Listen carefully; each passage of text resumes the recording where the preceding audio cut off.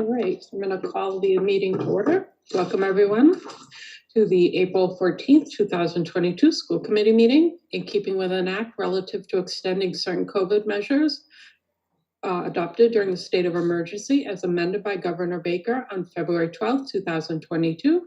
This meeting will be conducted remotely over Zoom. Attendance by board members will be remote, and remote attendance shall count towards quorum. The meeting will be broadcast live on Facebook and recorded on ECAP. This meeting is open to the public. We will take questions via the chat feature at the bottom of your screen. Please make sure to include your full name and address. We'll do our best to answer all questions. However, we will not read questions that have already been answered. All right, welcome. So, first up, the food pantry discussion. Dr. Cabral. Thank you. This evening we have Dan Guerin and We cannot hear you.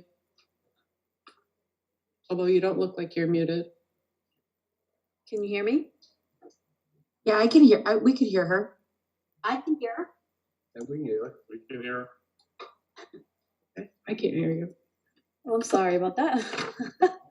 You're the only one, Michelle. I don't know why. Now I can. Oh, okay. So we have guests this evening who will provide an update on the food pantry and discuss ways that we might be able to coordinate the schools regarding the drives that we do to distribute food supplies to the pantry. So I welcome them here. I see they've been brought over. So gentlemen, please introduce yourselves, and you're welcome to comment. Yeah, I'm Ken Wood. I'm the president of the Easton Food Pantry. Good evening. We thank you for inviting us. We want to do an update because we work real close with the Easton School Department. It's very important to us over the years. And we've now relocated from the town hall up to the community church up on Purchase Street. So, I'm sorry, on Foundry Street. So we wanted to just kind of update you a little bit what's going on. And the church has been very grateful to us and given us all that space, able to keep cars now in line off of the main streets in Easton, where it's a lot safer. And we have a lot of volunteers, and we want to just thank the community for all that's going on. But now we're running into a situation, and Dan will be talking with you regards to that. The Easton schools, the different schools do fund drives during the course of the year. The high school always does the big one up there. It started off with a couple of our volunteers, youth that belonged to the sports groups up the high school, and they did a collection one Christmas to collect food for the food pantry. And it was like 8 or 10 groups that did it.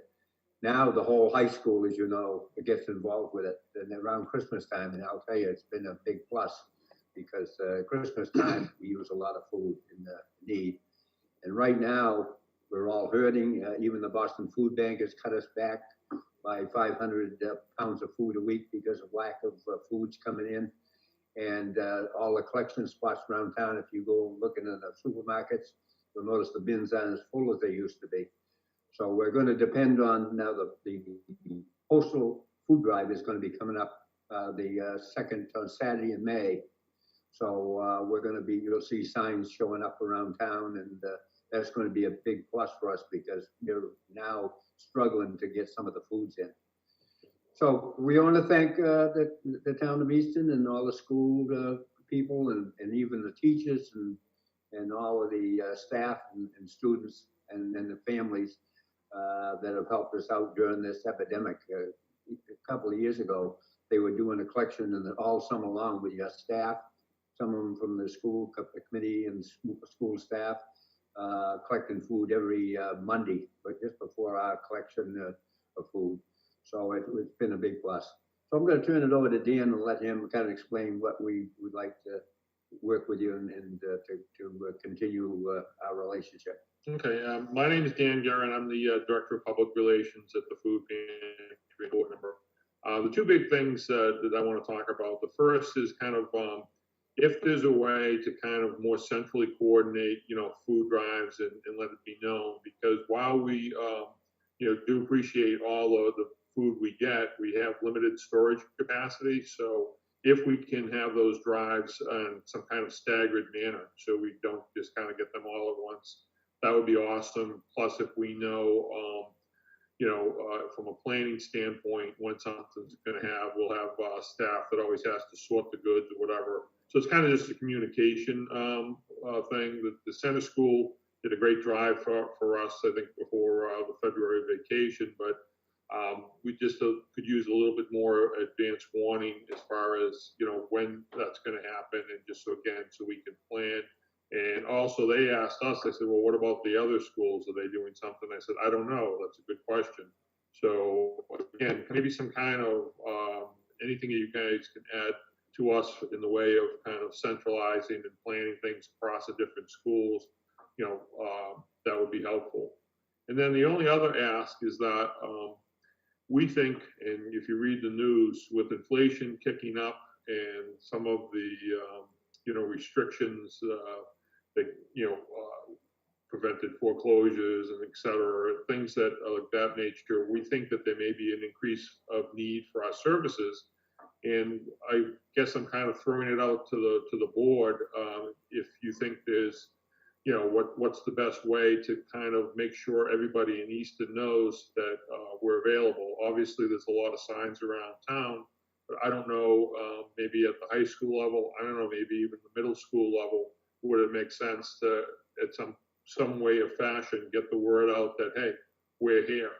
We're very discreet as far as, we keep the privacy of our recipients very, very dear.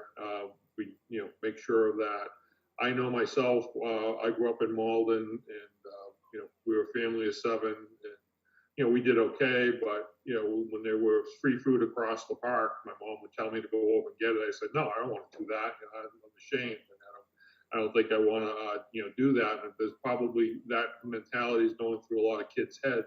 But on the other hand, if it's a, choice between food or rent or medicines or whatever, they should know that, we are a free food option. We don't check income. All you have to do is prove that you're a resident of Easton, and if you need food, you get it. Larger families, we give a little bit more. So, and again, I know it's kind of a, there is some amount of stigma attached to getting food, but we're very discreet. People, if they are able to drive, we ask them to drive down on Mondays between 11:30 and 3 p.m. However, those that don't have cars or whatever, we have a limited capacity to drive around to vans. We do that a lot to the veterans and senior citizens, and some to the trailer park, but we can, if there is a transportation issue, do deliveries as well. So again, I don't know what the best way is. We're kind of looking for guidance from you folks, but we're available if at some point, some rally or something, they wanted a quick note that we're out there, or we can, give some materials to you, whatever you think is the best way to get the word out. We'd love to do that. Thank you very much. And thank you, Mr. Guerin and Mr. Wood. Your services were extremely helpful to our children and their families, especially during COVID. As you know, we had many, many students who were coming for breakfast and lunch. And we did take the opportunity to collect as well for the food pantry, and people were extremely generous, as they usually are. And so we are more than happy to be that conduit between the food pantry and our families. So thank you for all that you do, especially in these troubling times. In terms of coordinating, my office can absolutely do that. It makes complete sense. You have a limited capacity for storage. We have some drives that are quite large. It absolutely makes sense that we can space that out. We will do that. Mrs. Pruitt and I, at our very next cabinet meeting, which is with our building leadership team, we can absolutely schedule. We can have the schools propose times, or even if you would like to let us know what maybe some of your more difficult times are, and we can ask them to sign up for those, and we can absolutely let you know in advance what they're planning, and even run it by you for your approval.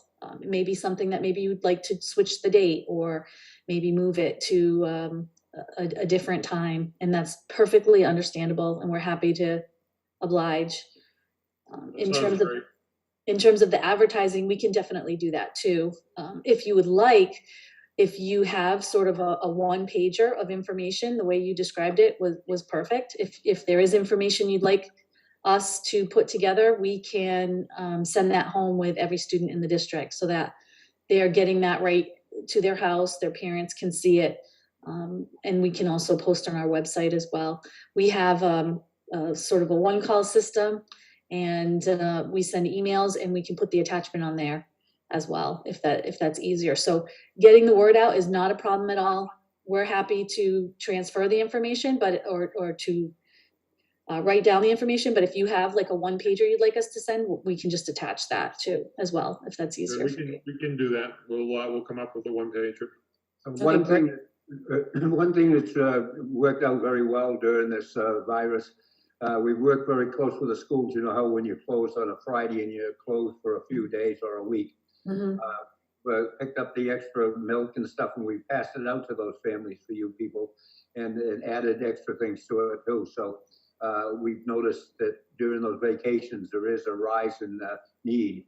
So Yes. with summer coming up, if we can work something between you and us to make sure that the families are taken care of, we'd appreciate anything, any suggestions you give us.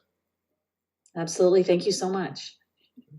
I just wanted to add that tomorrow I have a meeting with Raising Multicultural Kids with Denise Lane. She, the organization, as well as Richardson Olmsted, are actually going to be getting some food for the food pantry as well. So that is another initiative that we are through a book that they're going to be reading in classrooms. There's going to be like a board where kids will take an item and have their families bring their items to the food pantry. So just so you know that that's coming as well. Awesome. Sounds All great. right, thank you very much. Caroline? I do have a question about financial gifts. What I've done typically in my donations, I have dropped off food before, but more often I've just written checks. Is that still an okay thing to do, or do you pretty much only want actual food donations? No, we actually welcome the checks because as I said, I mean, we have costs as far as the delivery for the pickup of food and gasoline, as we all know, is going crazy. So we moving to the church, they're not charging us rent, but we have picked up the electrical costs, and we didn't realize how high that was until we moved out. So that's about $1,000 a month right there. So yeah, anything financial is great. And plus we also, while we get good donations and we have a Greater Boston Food Bank that is helpful to us, we still buy, other things like, milk and produce, things that, to supplement what we've been given. So financial is always welcome. I appreciate that because to be honest, I'd always wonder, do they really need more cereal? Do they really need more of this? So I think, well, I'll just write a check. So that's good to hear. Thank you. Yes, Yeah. absolutely. Thanks. The thing is, anybody that sends in checks or anything, and we get a lot of them in memory of families and that type of thing during the course of the year. Every week, if somebody sends in checks or that kind of thing, you'll get a thank you. So you'll know. Oh, I know I have. Thank you. From you. Okay. That's right. And if you send checks in every week, you will get a thank you every week, even though you don't have to. That's very important to us, and I think that's why we're a success doing the program. And if you add the option for monetary contribution to the one pager, then all families will get that as well. So that's very helpful. We will do that. Right. All right, thank you. Jen? Do you find that the weekday midday pickup time is ever a barrier for people who are working? And how do you work around that? Or can the schools help if that's a barrier to somebody being able to receive your services? It can be a challenge. I know we have at least one family with young, children, but we also sometimes give diapers and things of that nature. And so, we deliver, to an empty house, which itself is a challenge because, come the summer months, with the perishable goods, that's problematic. So we do realize that, the daytime delivery isn't ideal. However, we're a 100% volunteer organization. Actually, when we had to move to Fridays temporarily because of the town needs, when we're back at the town hall, even that, like, some of the volunteers couldn't make it, So Mondays during the day, I know it's not ideal, but that's really all we have there. Another thing that we're doing too, we're getting back into the outreach. A lot of people don't realize we do so much outreach, and we network with a lot of organizations. We're also networking now with the and also my Possibilities. possibilities. Yeah, my daughter had at the high school. You have a special needs group, which my daughter is one of the teachers with, and we brought them down to the food pantry to kind of see the program and all that stuff. So we're open to that kind of thing because a lot of students see all this food going out from the schools, but they don't have an opportunity to do it. So we're willing to bring in a class of kids and give them a little tour down there so they can see what is kind of going on. And I think that's kind of important sometimes. Yep. Yeah, I wonder if, and this is just completely, completely off the cuff, given your new location. I wonder if there would be, to address again, if that need grows where people really have a tough time getting there and you need a secure place to leave a donation, if there would be any interest in corporate partnerships with, a retail store that has refrigeration space and pickup. I'm thinking like a Target or a Shaw's or something like that. So just throwing that idea out there. It might be completely off the wall, but there's. We could look at it. Yeah, who knows? Any other questions, comments? Caroline? Since we're here, you're still at that PO box that's listed on the site, right? Yes. Okay, good. Maybe you'd like to just share that verbally for anyone who may be listening now, in case people would like to send in donations. Never mind. Sorry, I didn't mean to put you on the spot. I should have looked it up first. But we'll put it on. We'll definitely put it on the one page. Oh, that's a good idea. Okay, thank you. Okay. Anyone else? All our new foldouts, the Northeastern Savings Bank did for us, are all updated now. So you'll see them coming up around town. So I'll even drop a few off at the high school or any of the schools if you think that's possible. I'll drop some off at the school department office also.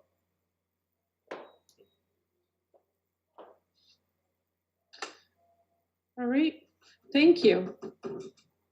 All right, thank you. We're going to sign off. Not that we're not interested in the rest of the school activity, but. And it's riveting.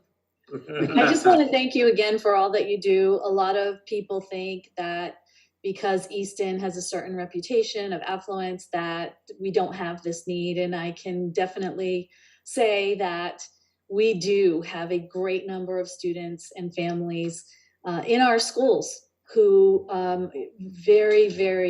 it's very necessary that they have these augmented services. They literally benefit from getting food donations, and we are incredibly thankful for your efforts on their behalf. Thank you very much. Well, we got a call from the schools actually a week ago. There was a family with youngsters that had the COVID and they were isolated. So we've handled a lot of those cases. So what we do, we deliver to the house. We give them a call.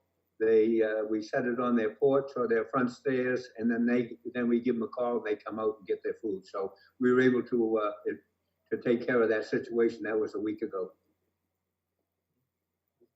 Thank you. All right. Thank you, guys. Yeah, thank you very much for Thank you. inviting us. Have a good night. Thank you. Bye-bye. All right, item 3, vote to approve Greenwood Industries, Inc. change order for the OA Fitness Center. Dr. Cabral? Thanks.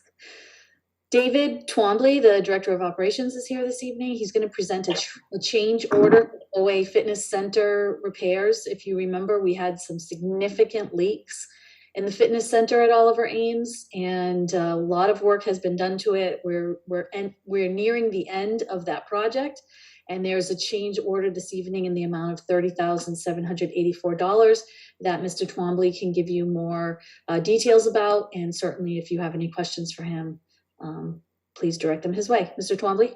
Yeah, so just a little bit of a sidebar. I mean, Ken Wood is a town treasure. You guys are so lucky to have Ken. He's a great guy. He comes into the office quite often and meets with Jody, or comes in and sees Leisha or myself. And I mean, he just does so much for the town. So I know that a couple of years ago, before the pandemic, we were helping him out with the Yardley rink, and he's just a great guy. So like I said, the town is so lucky that you have him here. So with The Yardley Woods rink. Yardley, that's correct. Thank you for correcting me. Yardley Wood How rink. can I forget that? But anyways, so moving on. So the Oliver Ames Fitness Center. So above the Oliver Ames Fitness Center, as you know, we were appropriated money at town meeting to repair the leaks that were going on. And it was over on the wall. It wasn't the actual roof. It was the siding, the metal siding that's on the wall. So Greenwood Industries is the contractor on this project. We also have Building Enclosure Associates, who's the designer on this particular project. And we had a meeting on the field, or actually on the site. We had to make a change order on the site to improve some of the waterproofing. So Todd Texiera and John Cuzzy, also known as Bubba, around the school department, they were both involved with the change order. They attended the meeting, and everybody was unanimous that we had to move forward with this change order in order to make the improvements above the fitness center. So what they did was they used a dense glass fluid, which is basically an air barrier or a water barrier throughout the area. You may see like some contractors put like Tyvek down, but this is more of a liquid barrier. It's about 1/4 of an inch or so that they actually spray on the side of the building, and that really worked really well. We actually we did a water test afterwards. And in addition to that, we also had a couple of rainstorms, obviously, and I've had the custodians checking it, and we haven't had any water coming through. And that's not even with all the siding on there yet. We're still getting the siding on. In fact, I talked to Matt Brown from Greenwood Industries this morning on my way to work, and he said that they should be finished up by the middle of next week, so the project will be completed. In addition, they had to put some flashing on the wood blocking. There's also a piece of angle iron that runs the length of the wall all along the bottom.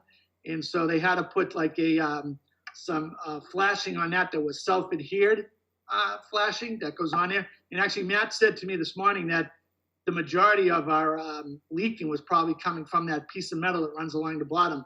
Because as you know, the water would hit the wall, kind of run down, and then it was kind of settling on that angle iron, and then it was kind of seeping through the wall. And by putting the flashing on there, that also contributed to stopping the water. There was a lot of penetrations, nail penetrations from the previous contractor.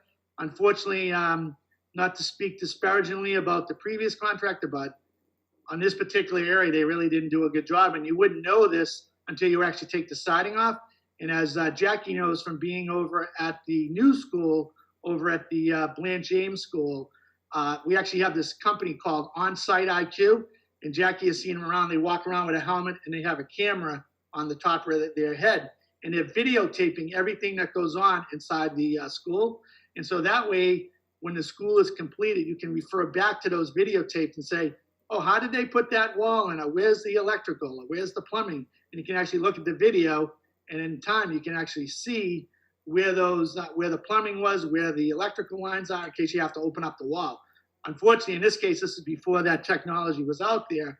We didn't have that, so we didn't know that there was an issue to this magnitude until the walls were open, and then we were kind of faced with the fact that we had to do something. So I don't know if anybody has any questions, but that's pretty much where we are. So what we're looking for is a motion to approve the change order as I presented, and if you have any questions, I'll be willing to answer them.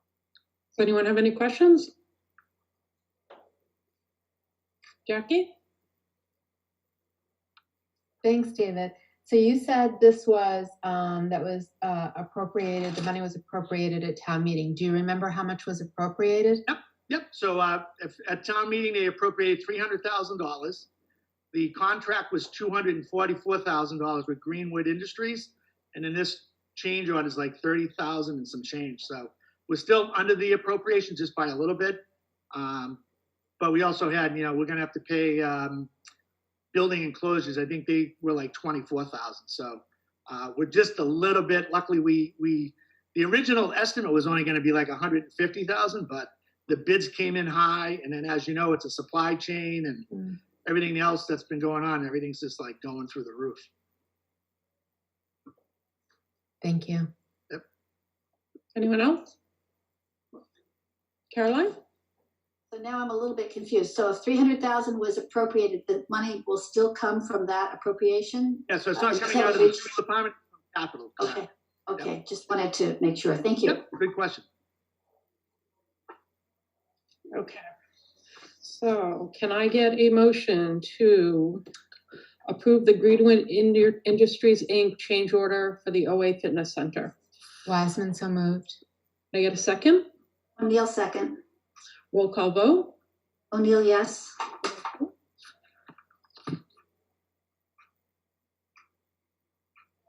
DeLuca, yes. Wiseman, yes. Star, yes. All right, thank you. All right, thanks. Have a great holiday, everybody. Take care. Bye. You too. All right, next up, vote to approve out-of-state trip. Dr. Cabral? So you heard from Parkview and Moreau Hall for their trip to Roger Williams Zoo. This is the third. This is for center school. They are requesting the same. They would like their kindergarten class to visit the Roger Williams Zoo in Rhode Island on May 24th. Their rain date is May 25th. They estimate approximately 73 students will be attending with 8 to 9 staff members. The cost for each student will be $12. And I know after our last meeting, Mrs. Pruitt was able to email you and let you know that after talking to the 3 principals, the cost to the families is going to be the same. It's the same trip. They just needed to organize that amongst themselves, and they hadn't had all of the figures back for how many students were attending and so forth. So this is for that same trip, but for the center school kindergarten students. All right. And thank you for looking into that, Chrissy. Any questions? All right, can I get a motion to approve the out-of-state trip for center school kindergarten to Roger Williams Park? So moved, DeLuca. Can I get a second? Star, second. Roll call vote? O'Neill, yes. Durant, yes? DeLuca, yes. Wiseman, yes. Star, yes. All right, thank you. Number 5, presentation of the FY23 budget. Dr. Cabral? Thank you. I am going to ask that this item be tabled only because we just received more budget information this morning.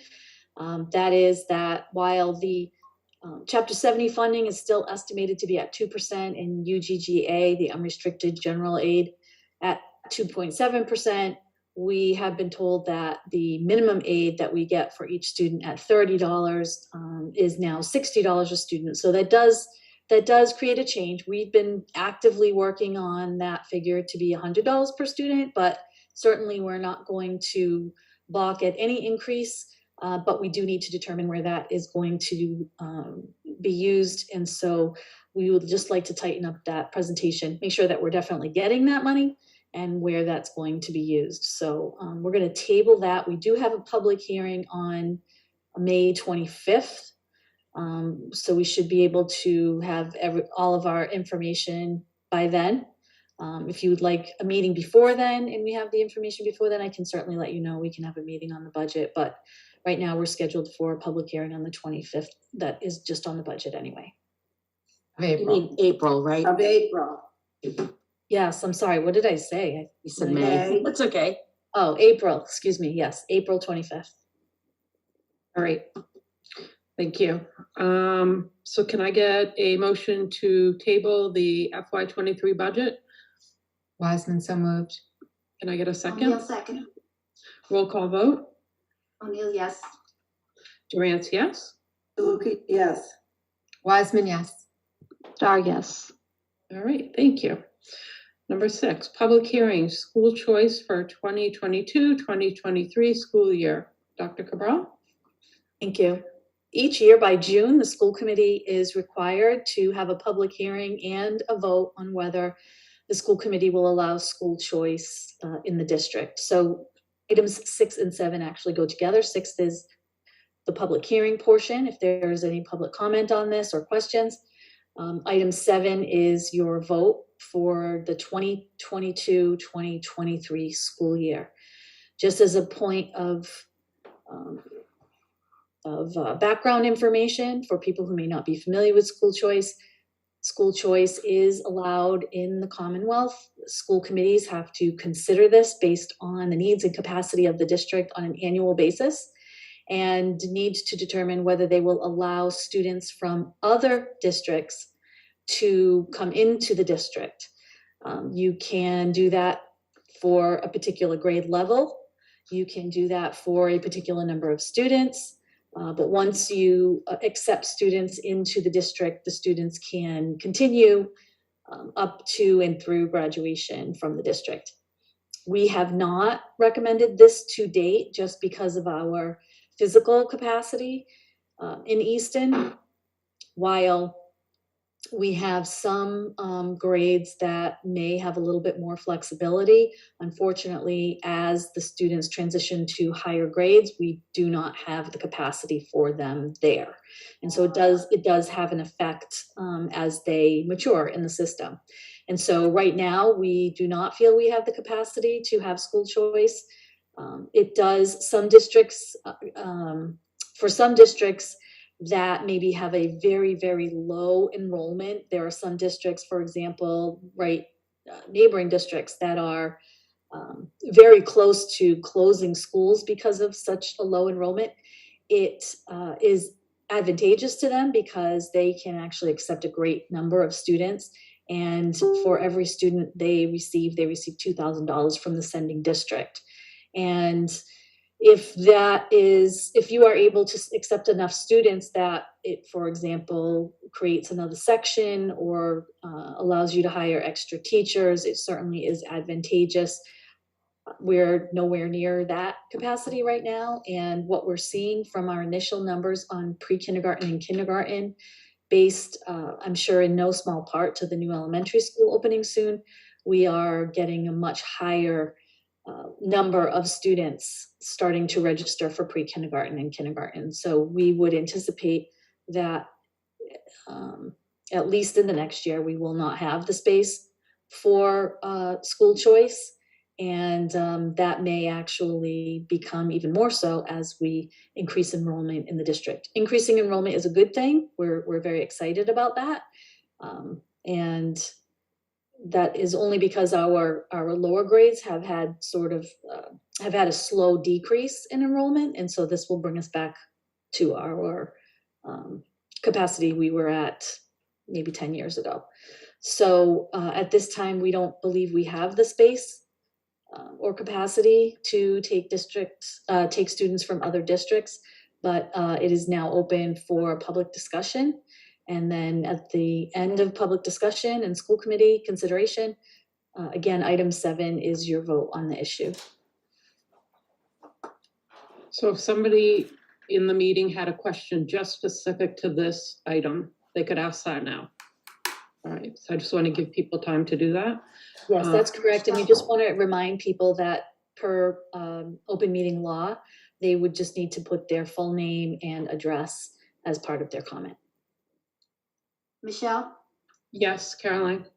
I'm actually, I may be misremembering, but I always thought that we had the initial discussion at a meeting before we took the actual vote in the past. I thought that we had to have the hearing at one meeting, and then at the subsequent meeting, the actual vote.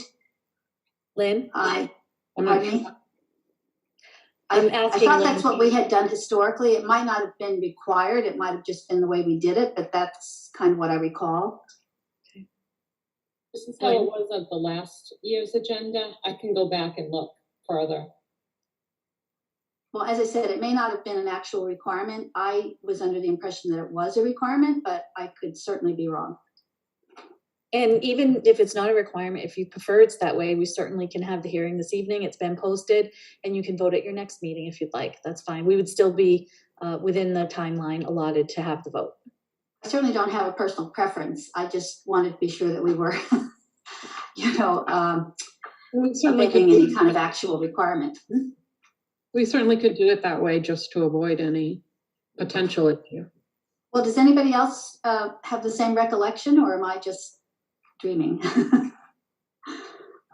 don't remember.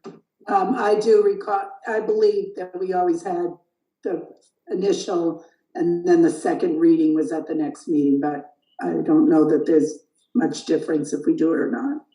Yeah, I just don't know if that's an actual requirement. I think that is how we've always done it, but I don't know that that was because of some kind of sort of actual mandate or whether we just chose to do it that way. So maybe to be on the safe side, we should assume that it's a requirement. I'm okay with that. Are you guys okay with that? Jackie? Okay. All right, so we'll just do the public hearing. Has anyone put in any questions? Not at this time. Okay. Anyone on the committee have any comments or questions? Caroline? I do think that Leisha summed it up very nicely, but I also think there are many unknowns as we move through the next few years. So I think it would be actually kind of irresponsible to open up to that option for students from other districts at this point. We never have done this, and it's always been for essentially the same reasons, that we just didn't have the capacity to bring kids all the way through to graduation. You know, we've often had a few slots here and there in, say, third grade or second grade, but you know, then those kids, we would have had some real challenges as those kids progress through the system. So I would not be in favor at this point of opening up to the school choice option. Anyone else? Jen? Just want to clarify, I might have misheard Dr. Cabral. Is the reimbursement that a receiving district gets $5,000 a year? Or I thought I heard you say 2,000, but I might have just misheard you. Yeah, I wondered about that too. I thought it was 5,000. It's 5,000. Okay, and that's been, and Caroline would know this, that's been Forever. Since like education reform was Been the passed in same. 93, right? Right. Yes, Yeah, that is since really amazing that 1993. hasn't Since increased. 1993, it's been $5,000. So no accommodation for inflation or anything. Yeah, it's nowhere near enough. I mean, you could theoretically add a couple of students to a class who did not have any specific, say, an IEP or something like that for $5,000 each, and you would do okay that way. But that's a pretty rare instance. It's actually pretty risky to open up to this unless you, as Leisha said, as Dr. Cabral said, there are districts that have just lost enormous numbers of students, and for them just to kind of stay alive, they've Right. taken in many other students, many students from outside the district, but that has never been the situation in Easton, and I don't anticipate that it will be anytime soon. So Thank you. Anyone else? All right, so we are going to, do we need to actually vote to table the vote? Or can we just do that? It doesn't say possible vote, so you should vote to table the vote. All right, then I'm gonna make a motion to table the vote on the school choice for 2022, 2000, it should say 23, not 33. School year. Do I have a second? Wiseman second. And roll call vote. O'Neill, yes. Durant, yes? Luca, yes. Wiseman, yes. Star, yes. All right, thank you.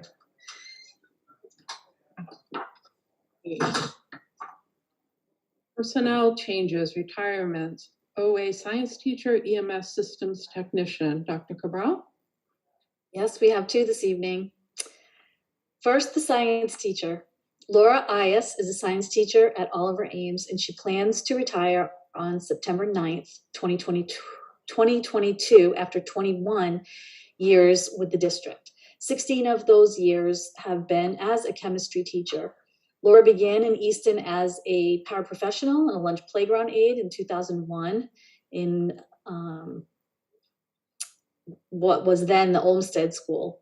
She resigned from that position in 2006, and in 2007 was appointed as a chemistry teacher at Oliver Ames. She has been facilitating, I'm sure you're aware of the Science Olympiad that takes place at Richardson Olmsted. We did not have it this year or last year, but she has been in charge of that amazing program. And she also has run the science design class, which again has been in concert with Richardson Olmsted students. For those who aren't familiar with what that is, she uses a lot of recycled materials and has high school students literally teaching the design method and problem resolution method to fifth graders at Richardson Olmsted who come over to the high school. And you've never seen such littles so engaged in science before. I'm sure some of it is because of the rock star status that high school students have with them, but they have been creating this mouse trap car for the last several years, and it's been a pleasure to go and watch the fifth graders create a design, test the design, make revisions, make improvements, and then retest the design.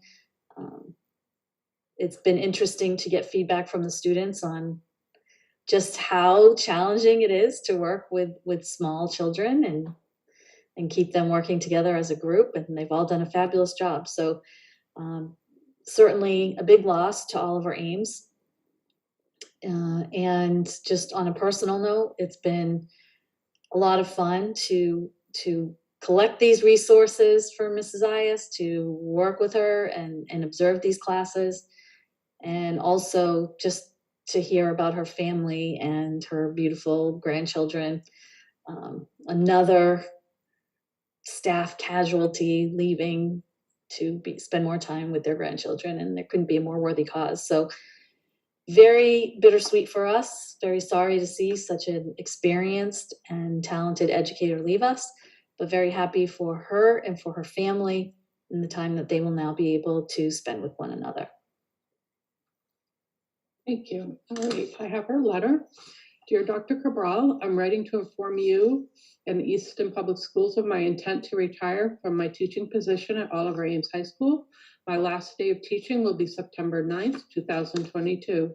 I want to take this opportunity to express my gratitude to the many faculty, staff, students, and parents throughout the districts that have helped me to make my teaching experience both personally and professionally rewarding over the last 16 years. I feel very fortunate to have been part of a caring and supportive community.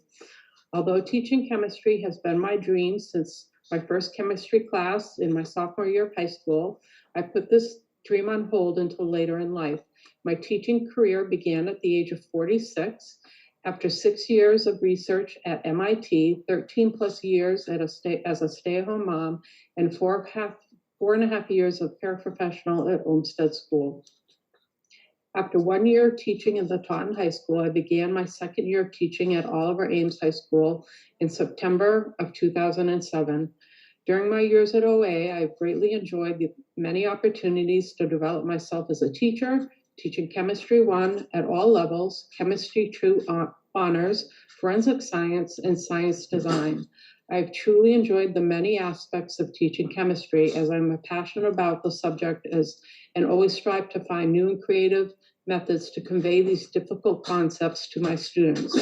I have experienced the reward of observing countless aha moments in my students and the reward of helping a myriad of students learn that with hard work and tenacity, they can achieve success in a challenge and the reward of numerous students going on to careers in chemistry or its application. In September 2012, I began teaching the science design class, assuming the responsibility of preparing for, overseeing, and facilitating the annual RO Science Olympiad for the district. In September of 2014, I developed a new STEM mousetrap car program for the grade 5 students as part of a science design class as well. Both of these responsibilities and experiences have brought great satisfaction and great reward each year. In my 16 years as a teacher, I've experienced firsthand the hard work and commitment of teaching is rivaled only by that of parenting. But with the hard work comes immeasurable reward. Although I will miss many aspects of teaching, I look forward to having the freedom to travel to see my grandchildren, do more volunteer work for my church, and to begin new hobbies and activities that I have not had time to explore. It is my understanding that you will initiate the retirement process within the district upon receipt of this letter. Please let me know if you have any questions or need any additional information. Sincerely, Laura Ias.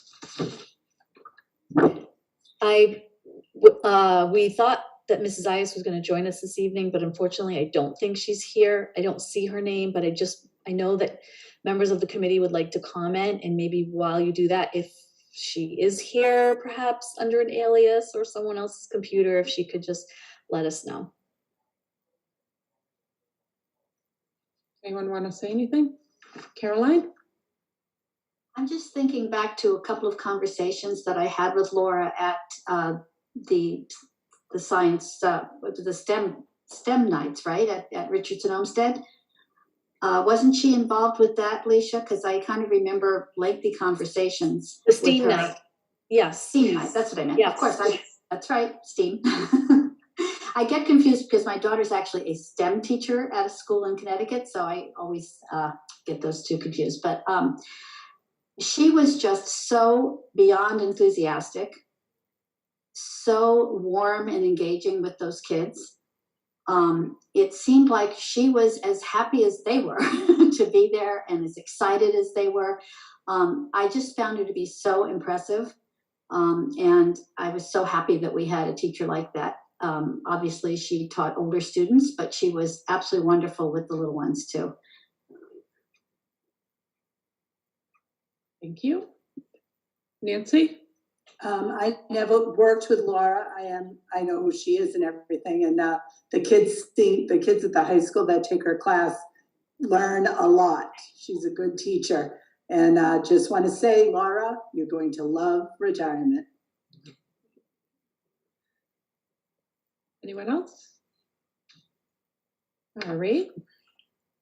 So can I get a motion to accept the retirement of Laura Isis? Find the So date. move to Luca. All right. O'Neill second, with regret. Roll call vote. O'Neill, yes. Durance, yes. Luca, yes. Wiseman, yes. Star, yes. All right, thank you and enjoy. All right, Dr. Cabral. Our second retiree this evening is Bruce Tanzer. He's a district system technician at EMS. He plans to retire on April 22nd after a total of 17 years in the district. Bruce came to Easton in 2005, first as a substitute teacher at the Olmsted Richardson, both of the Olmsted and Richardson schools. In the summer of 2007 through 2011, he was a summer technology assistant. And during the school years of 2006-2011, he was an ELL, or English Language Learner, tutor for the district. In 2013, he became substitute system technician and then was appointed shortly after as the system technician for Easton Middle School, where he remains today. Bruce is unable to be here this evening, but I will say, I don't know if many people know this, but Bruce's wife was actually my assistant when I was the assistant superintendent for about 2 weeks.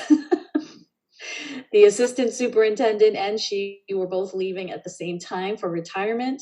And so he joins his lovely wife in retirement. And that is actually how Lynn Souza came into the system. So a little background knowledge for you. Bruce is part of our tech team, which you know has been small and mighty for several years. Now, of course, with the addition of one-to-one technology due to really the pandemic and the influx of federal funds that we received, they have really been taxed. We were able to add 2 new technicians this past year, which has really helped us a great deal, but it's a very admirable profession. When anyone sees a tech person walk into the building, it's as though Willy Wonka came in with a golden ticket. Everyone immediately has questions and different pieces of advice that they would like. And so Bruce has been primarily at the middle school, but certainly during MCAS and other initiatives has been helpful elsewhere. So we wish him great luck in his retirement, again, with his lovely wife, and many years of happiness with that, and thank him for his service to the Easton Public Schools. Okay. Dear Dr. Cabral, whether it directly with students as an L tutor or supporting both students and staff through technology, the past 15 years have been thoroughly enjoyable working at the Easton Public Schools. I never imagined that at 68 years old, my life would become too hectic for full-time employment. So effective. April 30th, 2022, I'm retiring from my position as a system technician. My last day of work will be April 22nd, 2022. I'll be using my remaining 5 days of vacation from the 25th through the 29th of April. Thank you for the opportunity of working in such a rewarding environment. Yours truly, Bruce Tanzer. Nancy? So Bruce was right down the hall from me at the Easton Middle School in his little closet. And I'm talking, it wasn't a little closet, but it was filled with so much technology. I would go by there and talk to him and be like, how do you stay in here? But he really, as all of them were, Mrs. Davy, and the other technology people, oh my goodness, they, stealth. They went in, they did their work, helped all the teachers and the students. So I know Bruce is definitely going to enjoy his retirement. Congratulations, Bruce. Caroline?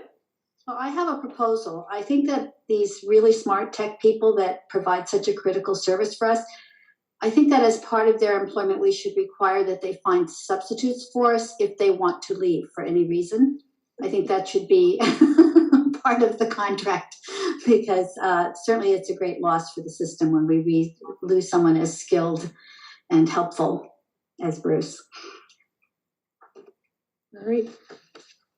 Anyone else? All right. May I get a motion to accept the retirement of Bruce Tanzer? O'Neill so moved with regret. I got a second? Star, second. Roll call vote. O'Neill, yes. Durance, yes. DeLuca, yes. Westman, yes. Star, yes. All right, thank you. Enjoy. All right. Number 9, discussion and vote to approve career change requests for 2022-2023. Dr. Cabral? Okay. One of the benefits in the negotiating contract for Unit A is the ability to pursue a career change and have a leave of absence with the public schools, an unpaid leave of absence. We do have an employee that is looking to exercise this option for the 2022-2023 school year. However, that person has been unable to secure a position at this time. They're still pursuing something that is other than teaching. And so one of the conditions that is clearly articulated in the contract is that they will provide the name of their employer and that they will be working full-time. So we would like to give them a little bit more opportunity to find that employment. However, the job market is extremely competitive at this time, not just in schools. I'm sure you're hearing that it's been difficult everywhere. We actually were able to post all of our district vacancies for next year a couple of weeks ago to try to get ahead of the curve. And basically everyone is doing the same thing. So I would recommend that we allow a slight delay until May 1st for this employee to be able to secure a position that they're looking for. We have another school committee meeting on April 28th. And so I would recommend that you table this until the 28th, and hopefully they have more information at that time. Obviously, this employee can certainly continue to find a position after that time, but we will not be able to, if we advertise the position and find someone to take the position, we won't be able to reserve that spot for them to return. But if we haven't found anyone, we could certainly try to keep it open as long as possible. But I just, under the current circumstances of how difficult it is to find qualified staff right now, I do recommend a cutoff date, but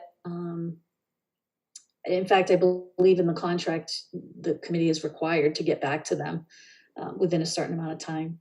But May 1st is certainly far past that, and but I do think it's fair to give that person just that rest of that time, since our next meeting is on April 28th. So you're looking for us to vote to table this and then also add a May 1st cutoff? Is that my understanding? I would ask you to, we've already expressed the May 1st as the deadline date, but since we have one more school committee meeting before that, and we are not at a point where that person can identify where they're going to be working, I would, yes, recommend that you vote to table this vote until the 28th, just to give them a little bit more time. All right. Does anyone have any questions? All right, can I get a motion to table the vote to approve a career change request for 2022, 2023 until the April 28th meeting? Osman, so moved. Can I get a second? DeLuca, second. Roll call vote. O'Neill, yes. Durant, yes. DeLuca, yes. Osman, yes. Star, yes. Thank you. All right, COVID update. Dr. Cabral? We do have a little bit of an update, and so I will send it over to Mrs. Pruitt, who will provide that for you. Thank you. So I think after the January spike, you know, anytime we have an uptick in number, it doesn't surprise me. I think because I think 1 week we had over 200 cases. So now when I say we have 33 cases, it's nothing in comparison to what we had previously. But we do have, last week we reported 18 cases. This week we did report 33 cases. So I do just want to let you be aware of that. Also, we are seeing those that had it during, those that had COVID during that big surge are starting to get it again. So this is just a reminder to families to just really monitor symptoms.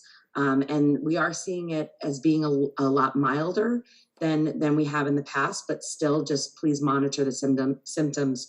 We are seeing it spread very quickly amongst people. So just to keep that in mind. Also to let you know that in speaking with one of our nurses, the flu is pretty big right now. We actually are getting more and more cases of the flu, and the symptoms for the flu are worse than symptoms for COVID. So just to keep everyone in the know about that and aware that the flu is pretty bad right now. So that's really all the update I have for you. You know, it's unfortunately it is what it is, and just we are constantly using precautions when we are able to, and hopefully with the nice weather we can get out more and for longer durations of time. All right, thank you. Any questions from the committee? No? All right, public comment?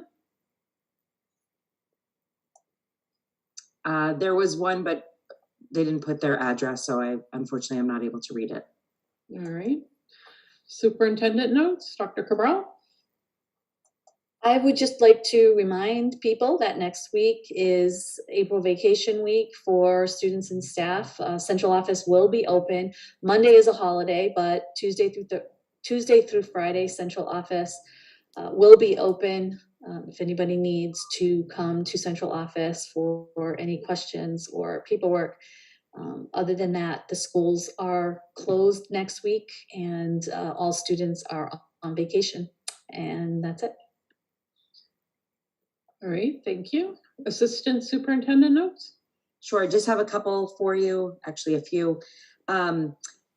I just wanted to let you know, one of the benefits of us having our one-to-one Chromebook initiative, so this is a positive that came out of the COVID pandemic, was now that our students do have Chromebooks one-to-one, we are able to schedule MCAS without having to worry about when other grades or other schools are scheduling them. So just this past week, we had 1,200 students testing at once. Over 2,000 were online with, accessing our Wi-Fi across the district, and there were absolutely no issues. So that's a big shout out to John Sousa and our tech department. They were running around, making sure that everything was running smoothly, and as always, they did a great job. So I remember when I first arrived here, it was sitting Mr. Carroll and Mr. Getchell down and having to really map out and trade dates and talk about Chromebooks being shipped from school to school, and it's really been a benefit and a real seamless process. So I just wanted you to be aware of that. I also want you to know, I did send out, our equity series is hosting Jessica Minahan in a virtual meeting in district on Monday, April 25th from 5 to 7. I will send out another reminder to families. Jessica Minahan is a behaviorist. She is going to be focusing on working with students with anxiety, providing families and staff with concrete strategies. This will be her third time in Easton, and she is so well received. She does it through humor, which many of us need these days, and but also practicality, which is really very wonderful and helpful. So I will be sending it out to the community again. I've been getting some nice emails about how great she is. She's the author of the Behavior Code, and she's excited to be back with us in Easton. It is virtual. She is sticking with virtual events right now, but I think that for this, it'll be a great opportunity for many of us to hear. I also want you to be aware that our literacy committee, our literacy adoption committee is up and running. We are in the process right now of adopting a new K-6 literacy program. We have an adoption committee that is meeting regularly, and then we will be choosing programs to pilot with a pilot committee. I will let you know that we are following the most current research through the science of reading. This is not part of the reading wars. This is the actual science that has been done by cognitive psychologists, neuroscientists, linguistics, developmental psychologists. These are all people that have really studied how children learn best on how to read. And they're very aligned with the Dyslexia Association as well. And this is the research that we are following in order to choose the program. We really are looking for parent involvement and parent support. So I will be sending out a survey tomorrow. Unfortunately, it's the Friday before vacation, but I want to get it out there so that, and we'll leave it open for families to be able to just families of our students in grades K-6 to really just voice their opinion on what strategies they would like help with, just what are some of their goals for their children when reading and writing. So that will be coming out. I just want you to be aware of that. And then lastly, we are talking about STEAM night. Our STEAM night is back, yay. We will be hosting STEAM night again in the district for our K-2 students, our PK-2 students on Friday, May 13th. So we're really excited about that. It starts at 6, it's from 6:30 until 8 p.m. So more information to come on that. And that is all I have for you this evening. Thank you. All right, school committee notes. Caroline, do you have anything? Not really. I guess I'm disappointed. We have a meeting ourselves on the 25th, right? A brief meeting. So I'm hoping that we can at least see some of Jessica Minahan. I was wondering that. Well, she really is great, and I would love to. I know, and unfortunately, she's not allowing us to record it, so that won't be an option. But what time is it again, Chrissy? It's from 5 o'clock to 7 o'clock. Couldn't be worse timing. I know. This. We had a contract with her for months. No, I know. I mean, it's unavoidable because she's so much in demand. It's not like exactly. Oh, no problem. I'll just change it. I know that could not happen. So right.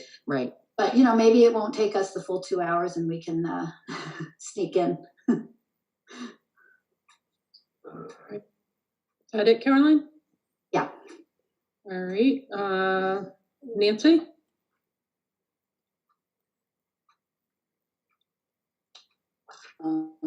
I don't have a lot, just a reminder that voting day is Saturday, April 23rd, which is the end of April vacation at the high school from 10 to 4, like everybody that can, to get out to vote. And also absentee ballots can be received by April 19th. And I believe you can go until the 22nd up to town hall to vote, if I'm correct. If you have to do a walk, and that could be, I don't know, that's what I got off the Town of Easton website. And just everybody have a safe and restful vacation. Jackie? Just happy vacation. I hope everyone has a great week, and hopefully the weather will be nice. I hope so. Jen? Couple of events over the past weeks that I just wanted to acknowledge.